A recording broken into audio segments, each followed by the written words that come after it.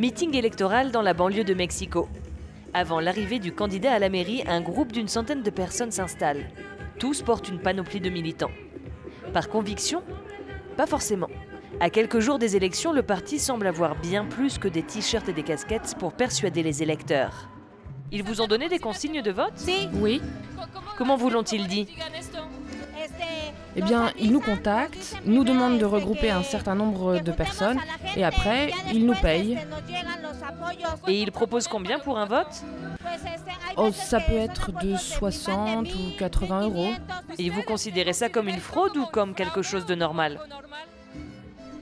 Non, pour nous, c'est tout à fait normal. Attirés dans les meetings contre des promesses de récompense, payés pour vendre leur vote. Plusieurs personnes nous l'avoueront avec la même candeur. Alors qu'à la tribune, le candidat parle d'un programme basé sur des valeurs bien différentes. La politique ne sera plus synonyme de corruption ni d'abus de pouvoir. Bien sûr, ces petites manigances électorales se passent toujours en sous-main.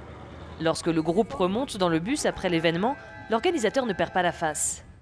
Est-ce qu'ils reçoivent quelque chose en échange de leur militantisme au sein du parti? Non, absolument rien.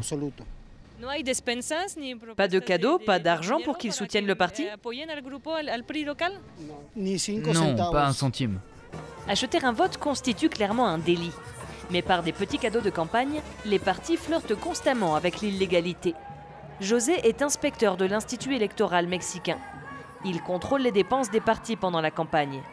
Dans des milieux pauvres où une simple casquette peut être considérée comme un objet de valeur, il sait que les électeurs sont facilement influençables.